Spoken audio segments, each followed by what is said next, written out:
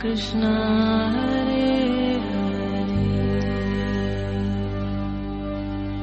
Hare Hare Rama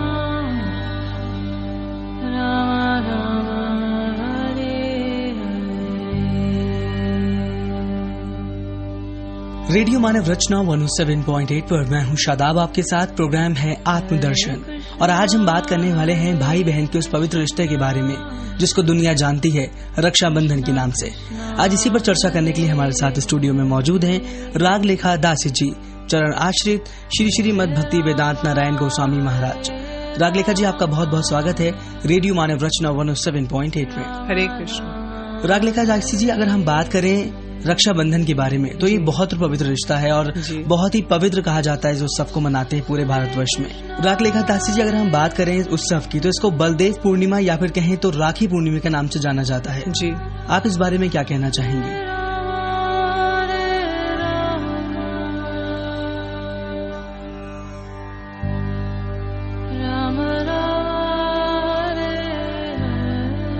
इस दिन बलराम जी जो कृष्ण के बड़े भाई हैं उनका जन्म हुआ था इस धराधाम पे, इसलिए और ये पूर्णिमा के दिन हुआ, श्रावण मास की पूर्णिमा तिथि को हुआ, तो इसलिए इसको बलदेव पूर्णिमा कहा जाता है कि बलराम जी या बलदेव जी उन्हीं का जन्म हुआ था, तो इसलिए इस दिन ये बलदेव पूर्णिमा के नाम से जानी जाती है।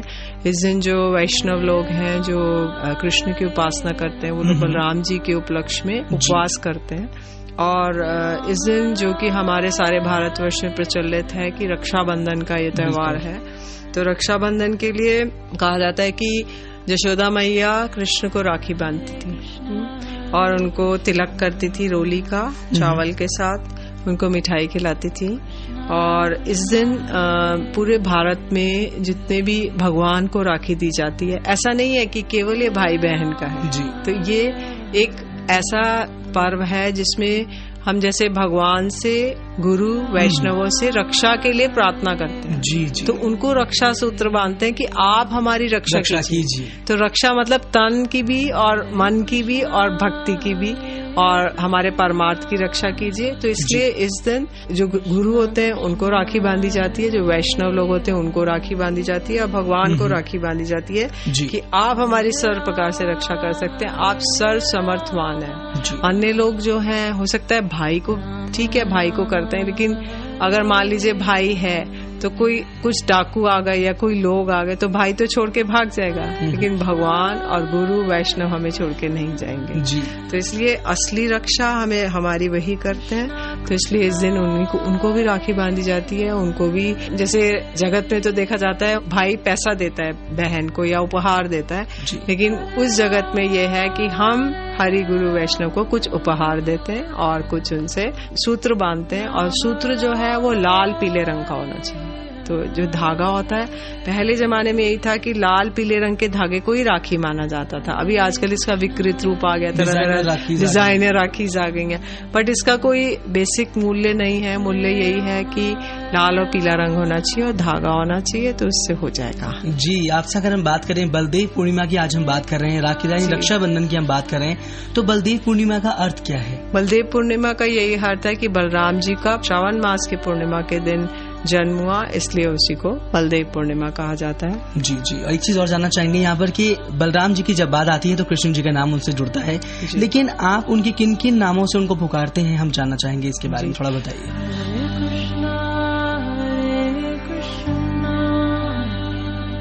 जब बलराम जी का जन्म हुआ तो बलराम जी कृष्ण से 8 दिन बड़े हैं, तो उनका पूर्णिमा के दिन जन्म हुआ और कृष्ण का अष्टमी के दिन जन्माष्टमी। तो बलराम जी और कृष्ण का दोनों का एक साथ नामकरण संस्कार हुआ और एक साथ उनकी रिंगन लीला हुई, घुटने चले वो एक साथ, और एक साथ ही उनकी सारी लीलाएं हुई, इसलिए उन लोगों में ज्यादा फर्क नहीं था, अंतर नहीं था। तो जब नामकरण संस्कार हुआ तो गर्गाचार्य जी ने नाम दिया, ये जो रोहिणी पुत्र हैं उनको नाम दिया संकर्षण, क्योंकि उनको जब वो 7 मास के थे तो उनको देवकी जी के गर्भ से अट्रैक्ट करके, कर्षण करके और रोहिणी जी के घर में रख दिया गया था, इसलिए उनका नाम हुआ संकर्षण। और एक नाम दिया गया क्योंकि राम जो सबको आनंदित करते हैं, तो सारा घर परिवार इनके उससे आनंदित रहता था। और एक नाम दिया बल, बल मतलब बड़ा, जो फुल ऑफ पावर बल है। और एक नाम दिया रोहिणी है, तो मतलब रोहिणी जी के पुत्र हैं, इसलिए इनके 4 नाम गर्गाचार्य जी ने दिए। और गर्गाचार्य जी जब एक गौशाला में इनका नामकरण संस्कार हुआ, क्योंकि पूरे ब्रज में वो लोग ये अनाउंस नहीं कर सकते थे कि नामकरण संस्कार हो रहा है, क्योंकि कंस को पता चल जाता तो वो उन बच्चों को मार डालता। तो इसलिए उन्होंने गुप्त रूप से ये गौशाला के अंदर ये पवित्र रूप में ये किया। केवल नंद बाबा, यशोदा मैया और रोहिणी जी थी और गर्गाचार्य जी थे, और उन्होंने नामकरण संस्कार किया। तो जो रोहिणी जी थी उनके गोदी में थे कृष्ण, और जो यशोदा मैया थी उनके गोदी में थे बलराम जी। तो गर्गाचार्य जी ने बोल दिया कि ये तो दोनों मैयाओं के बालक आपस में एक्सचेंज हो गए हैं। तो इतने वो थे, सक्षम थे, सर्वज्ञ थे जी, तो उन्होंने इस तरह से उनका नाम दे दिया। अगर हम बात करें बलराम जी की या फिर बात करें कृष्ण जी की, तो इन दोनों भाइयों ने ही बहुत सारे असुरों का वध किया है। अब हम इसके बारे में थोड़ा कुछ बताइए। जी, बलराम जी ने प्रलंबासुर का वध किया, धेनुकासुर का वध किया, द्विविध बानर का वध किया। प्रलंबासुर जो था वो एक कृष्ण, बलराम और सखा लोग खेलते थे। तो ये लोग वो कर रहे थे कि जो हारेगा, एक पार्टी कृष्ण की बन गई और एक बलराम जी की बन गई। तो प्रलंबासुर एक सखा बन के ही आके इनके साथ खेलने लगा, और उसमें यह था कि जो जीतेगा वो हारने वाले के कंधे पे बैठ के सैर करेगा जी। तो अब प्रलंबासुर जो थे वो बलराम जी की पार्टी में थे, वो हार गए, तो वो बलराम जी को अपने कंधे पे बैठाकर लेके जा रहे थे। तो अब जब वो जा रहे थे तो बलराम जी और भारी हो गए, वो अंतरिक्ष में घूमने लगा, ऊपर आकाश में उड़ने लगा। बलराम जी बहुत भारी हो गए और उन्होंने लेकर उसके जो कनपट्टी थी उस पे घूंसे मारे, और घूंसे मारने से वो उसका प्रचंड उसको वेग को सहन नहीं कर सकता और उसकी मृत्यु हो गई जी। तो ये प्रलंबासुर था जो कंस का भेजा हुआ दैत्य था, जो कृष्ण बलराम को मार डालना चाहता था, किंतु बलराम जी भी समझ गए और कृष्ण भी समझ गए कि ये कोई असुर आ गया हमारे सखाओं में मिल गया और खेल खेलना चाहता है। तो इसी तरह से एक धेनुकासुर था। एक दिन कृष्ण, बलराम और सब सखा लोग जा रहे थे ब्रज में, तो उनको बहुत भूख लगने लगी। तो दूर से ताल जो वन था वहाँ पे ताल फल लगे हुए थे, तो उसकी बड़ी सुगंध आ रही थी। तो सखाओं ने कहा कि कन्हैया हमको तो ये ताल फल खाने हैं। तो वो सारे लोग उधर चले गए। तो वहां पे जाके बलराम जी ने जोर से पेड़ हिलाए, तो तड़ तड़ करके सारे ताल फल गिरने लगे। तो जब ये पेड़ हिलाए तो धेनुकासुर, वहां पे कंस का एक अनुचर था, सेवक था, वो वहां की रखवाली करता था, वो जो गधे के रूप में था जी। तो वो आया, तो उसने कहा कौन है ये कौन कर रहा है। तो जब जैसे ही आया तो उसने बलराम जी की और वो आक्रमण करने के लिए दौड़ा। बलराम जी ने उसके दोनों पीछे से पैर उठाए और उसको जोर से ऊपर से घुमाया और एक ताल वृक्ष पे मारा। एक ताल से दूसरा ताल, तीसरा ताल, एक तर तर तर तर करके सारे वृक्ष गिर गए और वो धेनुका से नीचे गिर के मर गया जी। और उसका इतना मल मूत्र और टट्टी पी खून इतना गिरा कि सारे अपवित्र हो गए फल। अब सब सखाओं ने कहा कि कन्हैया अब हम यहाँ पे नहीं खाएंगे, और उन्होंने वो लोग वहां से छोड़कर चले गए आगे।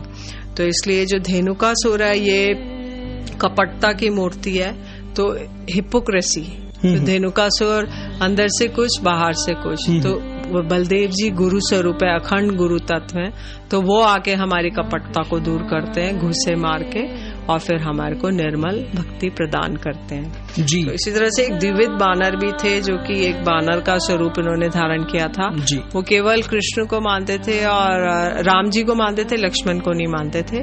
तो इनका भी वध बलदेव जी ने किया। और फिर वहाँ के जो ये द्विविध बानर गोपियों को छेड़छाड़ करते थे और उनकी रासलीला में उनको हस्तक्षेप करते थे, तो इनका वध करके बलदेव जी ने इन सब असुरों का वध किया जी। जी, एक सवाल आपसे और जानना चाहेंगे कि जो बलराम जी हैं और कृष्ण जी, इन दोनों भाइयों के बारे में बहुत सारी कहानियां हैं। आपसे जानना चाहेंगे कि बलराम जी बड़े भाई होने के नाते कृष्ण जी की किस प्रकार सहायता करते थे, इसके बारे में कुछ बताइए।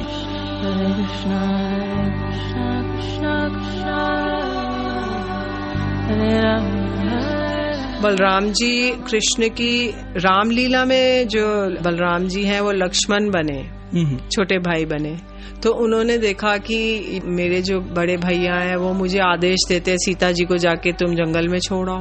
तो उन्होंने कहा ये तो ठीक नहीं है, तो अगली बार मैं बड़ा भाई बन के आऊंगा। तो उन्हें कृष्ण लीला में बड़े भाई बलराम जी बन के आए। फिर महाप्रभु की लीला में भी वो बड़े भाई नित्यानंद प्रभु के रूप में आए। तो उन्होंने वो कई प्रकार से कृष्ण की सेवा करते हैं, जैसे उनका आसन बन जाते हैं, जैसे जहाँ वो बैठते हैं सिंहासन वगैरह वहाँ वो बन जाते हैं, शैया बन जाते हैं, उनका जो बेड है जहाँ पे वो लेटते हैं वो बन जाते हैं। फिर उनके कपड़े, कृष्ण के कपड़े बन जाते हैं, कृष्ण के आभूषण बन जाते हैं, उनका जनेऊ बन जाते हैं, छत्र बन जाते हैं, उनकी खड़ाऊ बन जाते हैं, उनके धाम बन जाते हैं, परिकर बन जाते हैं। तो ये सारे स्वरूपों में बलराम जी अपने आप को परिणत करके कृष्ण की सेवा करना चाहते हैं। क्योंकि यदि वो बलराम रूप पे तो इतनी नहीं कर सकते, तो अपनी वो ट्रांसफॉर्म कर लेते हैं अपने आप को और वो कृष्ण की सेवा करते हैं। तो इस तरह से बलराम जी सदैव कृष्ण की सेवा करना चाहते हैं, लेकिन श्रृंगार रस में बलराम जी का प्रवेश नहीं है।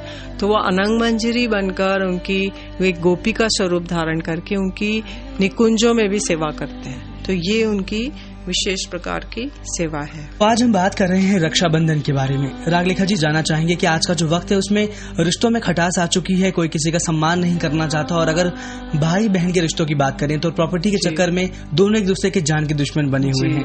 आप क्या संदेश देना चाहेंगे जिससे भाई बहन का जो पवित्र रिश्ता है वो और मजबूत हो जाए? देखिए, हम जो भाई बहन हैं वो यदि थोड़ा सा और उदार हो जाए, थोड़ा हृदय अपना उदार कर लें और संकोच नहीं करें, संकुचित नहीं करें और एडजस्ट करें, तब फिर हम इन रिश्तों को भी कायम कर सकते हैं। और जो हमारा जो मेन संबंध है वो भगवान से, वो कनेक्ट हो जाएगा तो सारा तस्मिन तुष्टे जगत तुष्टे। अगर हम पेड़ के जड़ में जल देंगे तो सारा पेड़ हरा भरा हो जाता है। तो ऐसे अगर हम भगवान से एक रिलेशनशिप फॉर्म कर लेंगे तो और सब रिलेशनशिप भी हेल्दी हो जाएंगे। फिर किसी से कोई शत्रुता, बैर भाव नहीं रह जाएगा और वो सब प्रेम भाव में परिणत हो जाएंगे। तो इसलिए यही है कि हम भगवान से कनेक्शन अपना स्टैब्लिश करें जो हम भूल चुके हैं, और फिर धीरे धीरे हमारे सारे, यही नहीं भाई बहन का ही नहीं, पिता पुत्री का, भाई भाई का, अन्य अन्य और जितने भी पति पत्नी का, पति पत्नी के इतने डिवोर्सेस हो रहे हैं, तो ये सारे रिश्ते भी सब हेल्दी हो जाएंगे, क्योंकि उनके सेंटर में एक कोई और एक ऐसे पिलर आ जाएंगे जो कि एक स्टैंडर्ड है और जो डिग नहीं सकते, तो उसके चारों तरफ वो लोग घूम सकते हैं। रागलेखा जी, आप हमारे स्टूडियो में आए, आज आपने इतनी ढेर सारी इन्फॉर्मेशन दी रक्षाबंधन के बारे में, इसके लिए बहुत बहुत धन्यवाद। हरे कृष्ण। दोस्तों, आप कहीं मत जाइए, सुनते रहिए रेडियो मानव रचना 107.8 FM। और इसके अलावा अगर आप कोई राय हमें देना चाहते हैं इस प्रोग्राम के बारे में, कुछ सुझाव हमें देना चाहते हैं, तो SMS कर सकते हैं 8010781078 पर, और ये भी बता सकते हैं ये प्रोग्राम आपको कैसा लगा। Feel good, feel live. Krishna Govinda Govinda Gopala, Krishna Govinda Govinda Gopala, Krishna Govinda Govinda Gopala, Krishna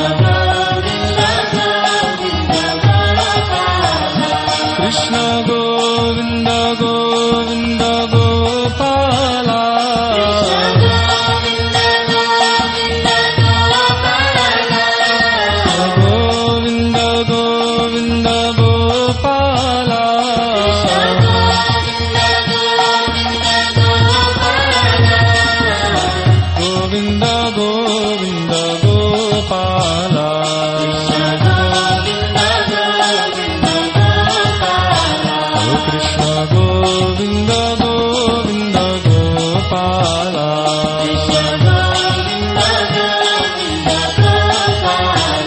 भज मुरली मनोहर